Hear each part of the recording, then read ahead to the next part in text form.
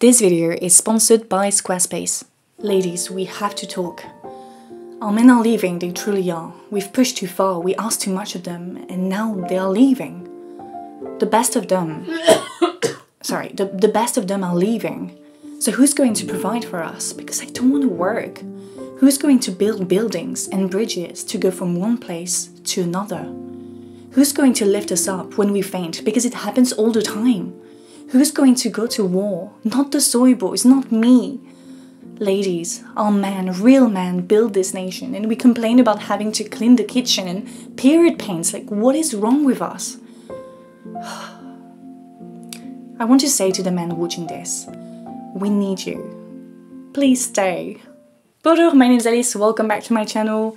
Let me just start by saying that no, Western women aren't afraid of lame dudes leaving to find traditional women abroad. That's what passport bros are. I mean, seriously, what motivates you to leave your country, your friends, your family? Is that you're too scared of independent women? You want someone who is dependent on you and serve you like your mom? You want a second mom, Joey? I mean, grow up, goddammit. I wish I could say, please do go away, but it also annoys me to think that foreign women will potentially have to deal with these dudes, you know, the Marion type from Fashion Fit, who also threatened once to go find a woman abroad. I thought I had to say that because as I was researching for this video, I kept on hearing the same argument, you know, like Western women are scared, men are gonna fly away to different countries and just leave them all alone. And to be honest, I'd rather stay single with a bunch of cats than having to date someone like Marion, but that's not the topic of the video. Anyway, let's talk about the serious stuff. Passport bros are at the intersection of various phenomena. The first one is the digital nomad movement, which grew thanks to the development of the internet, the World Wide Web. Being a digital nomad means that you have built a business online that allows you to travel the world, to live abroad, and eventually pay lower taxes or outsource some of your work. The trend was born with the release of Tim Ferriss' 4-Hour Workweek. It's a book that explained how to go from scratch, really, how to build your business online and how to eventually enjoy life in cheap, warm countries with all the money you've made. Part of the appeal of the Passport Bros trend is exactly that. They showcase a world that looks like non-stop holiday while you are stuck at uni or working a boring 9-to-5 job. So that's the first element I see. The second element is obviously the traditional wife aspect. Passport bros claim that they are fed up with picky, demanding Western women, that feminism has corrupted them, that they want the cake, so a provider, and eat it, so not be submissive. Now, it is true that there is a very long history of Western men going to foreign countries like Colombia, the Philippines, or former colonies to have sex, date, or marry a foreign woman. Those men took advantage of their privilege, their power as Westerners to appear more attractive to foreign women who were taught to see them as the colonizer, therefore as a figure of power, authority, someone who is inherently superior to her. To marry a Westerner was a form of social climbing because it was prestigious, because it meant stability. On the other hand, some Western men reported finding foreign women more attractive for various reasons. Famous French actor Vincent Cassel once said in an interview in 2011 that he was in his jungle fever era. He was only attracted by, quote, black or mixed race women. Then he says, I was specialized in Asian women and then Parisian Arab women. And he adds as a sort of self-reflection that he realized that when you're too specific, you don't really care about the person. Wise words, Vincent. Can we call that progress? Famous French singer Serge Gainsbourg, who was known for dating very young, docile, attractive women like Jane Birkin and Caroline von Paulus, half Vietnamese, half Chinese, who he nicknamed Bamboo, and he also encouraged her to make her own album titled Made in China. In case you didn't know, France occupied Vietnam, Laos and Cambodia until 1954, and there was this sort of weird fascination with Asian women, often described as dolls. In Lotus Madame Chrysanthème, published in the early 20th century, a Marine soldier arrives in Nagasaki and hopes to, like his friends, find a Japanese woman for a temporary marriage. He says, as soon as I'll arrive there, I'll marry. Yes, with a small yellow-skinned woman, with dark hair and cat eyes. I'll make sure she's pretty, she won't be taller than a doll. He then continues explaining that he'd treat her like a children, like a toy, blah blah blah. It's also important to remember that during the 20th century, 85% of American soldiers who were located in Japan after the Second World War said that they had met with local sex workers. Bear in mind, it also happened in the Philippines, in Thailand, in Malaysia, in Singapore. So their first experience was based on her being a sex object and him being the almighty Westerner. Still today, Westerners find ways to connect with Asian women abroad. As you can see in this video where the guy says that he's been writing to hundreds of Asian women in the past 5 years and has a collection of pictures of them. He says, quote, "There seems to be an endless supply of women over there." It is undeniable that passport bros are part of that very long history. Sure, women in former colonies have gained greater access to education, to financial independence, which makes them less prey to lame Western boys, but that colonial history, the power dynamics it has created in terms of economic status, the value put on whiteness as well, are still very present, as anthropologist Marion Bottero showed in an article on the Thai women fantasy and the crisis of masculinity in the West. I mean, it'd be foolish to believe that because colonialism ended in Asia and Africa in the 20th century, that then all of a sudden the relationships of power that had been instilled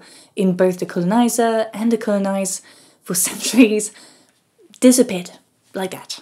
We know that being a Westerner, being white, means being privileged, and with privilege comes responsibility, a sense of awareness of one's position in the world. Now that this has been said, I would like to look at the impact of passport bros on Western feminism.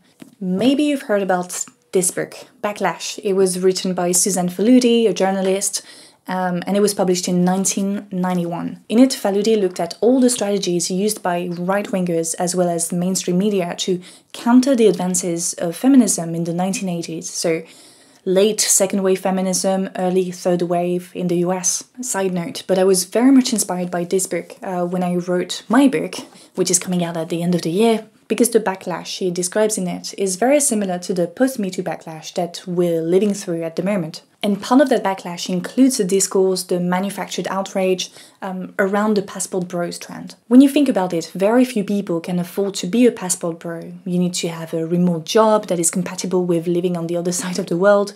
You must leave everything behind you, your family, your friends, to end up in a culture that you probably barely know or don't know at all, or a place where you probably barely speak the language. Very few people can do that, and very few people actually do that. I remember when I was watching a lot of self-help many years ago, I was struck by the number of hustle bros who would go back to the US after spending a year or two in exotic countries because the culture shock was too intense. They could not handle it. What is interesting with the passport bros is the discussions it triggers in the West. Men of the men's movement have used this opportunity to tell Western women to be careful because men are leaving to find decent wives abroad. That message was then relegated by other right-wing and self-proclaimed apolitical channels on YouTube. Those people, channels, use the outrageous nature of that trend to push an anti-feminist agenda. In Backlash, Faludi talks about the pressure put on women to marry young and forge a family. She tells about the Newsweek story that declared that single, 40 years old, college-educated white women are more likely to be killed by a terrorist than to marry. That line was then repeated in women's magazines, in talk shows, in advice books, the same way the, quote, "men are leaving to find wives abroad," circulated on social media. But when it was time to figure out where the terrorist story actually came from, a former Newsweek bureau intern explained that it started as a joke. It has no scientific background, but somehow someone took it seriously and it ended up on print. It is interesting to see that the article specifically targeted college-educated white women because they were the feminists that were most represented on TV at the time. They were and still are to some degree what people think of when we talk about feminists. So you see how it seeks to instill that fear in women. Like, don't become like the feminists you see on TV, otherwise you'll end up alone and lonely and ugly. I add ugly because back then it was also said that career women could easily develop adult acne. And you know, we regularly see people make fun of feminists, like recently Emma Watson saying that feminism ages you. I'm not going to list all the things we say to diminish feminists as individuals, but you get the idea. I mean, the backlash is efficient because it hits where it hurts. It seeks to put you back in your place, a place the patriarchal society we live in has determined was going to be yours. But if you are a feminist like me, you are working on changing the way we envision human relationships, sexuality, the family. you're shaking the foundations of a centuries-long tradition called patriarchy. And that is tough. But it's also so rewarding to be part of this project, to see the progressive dismantlement of something that has caused so much damage across the gender spectrum, across ethnicities, across social classes to various degrees, obviously. I'm not going to pretend that those threats have never affected me. They did in the past. They prevented me from fully embracing feminism. The one that was super triggering for me during high school was the, quote, "you'll end up alone with cats." A female friend of mine kept saying it to me because I wasn't really interested in dating at the time. And then my first boyfriends reinforced that fear of ending up alone for the rest of my life because they were obsessed with it themselves. They wanted to find their one and only, they lived happily ever after, as soon as possible, and transferred that fear onto me. From then on, it became an obsession to also find that right person, even though I had never cared about that in the past. I was more than happy by myself. It took me a lot of time to sort of get away from that. I need to find someone because I need to fulfill societal expectations. I need to marry in 5 years and have kids in 10 years and blah blah blah. Once I accomplished that, I was able to approach dating in a much healthier, less stressful way, lower the pressure and go with the flow, respect each other's desires and vision, and see where it brings us.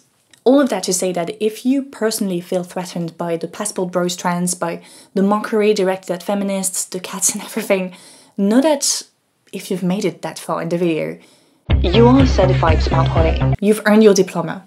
And the second thing is that we will win! Those lame dudes' weapon is fair, but we are armed with love, girlies. Love, passion, anger, that's all you need to move mountains, actually. It has worked in the past, that's why they're so scared. So don't let them get in the way, let's all have a good laugh.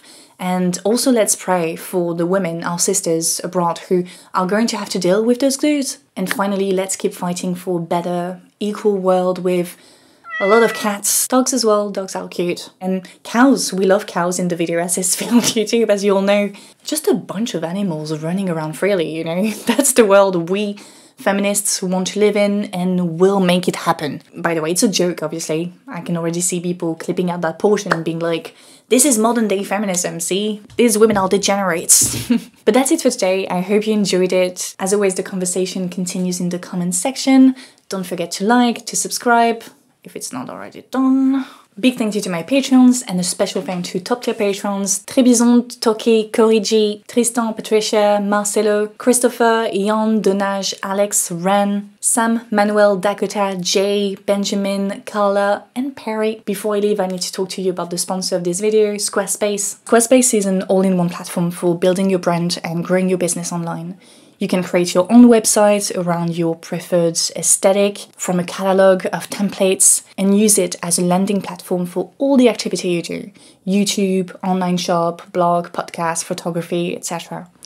Once that is set up, you can connect all your social media accounts and share content between different platforms. Squarespace can also help you create effective email campaigns to really connect with your community. Finally, they have this very cool feature where you can connect and learn from other creators like Adrien Raquel, who will show you how you can best use the platform. If you feel like Squarespace is made for you and you want to check it out, go to squarespace.com for a free trial, and when you've experimented and you're ready to launch, go to squarespace.com/alice.cappelleyt to save 10% off your first purchase of a website or domain. Thank you Squarespace for sponsoring the video, and yeah, that's it. I'll see you very soon. I want to say to the men watching this, we need you. Please stay. Bye-bye. Top. Keep up.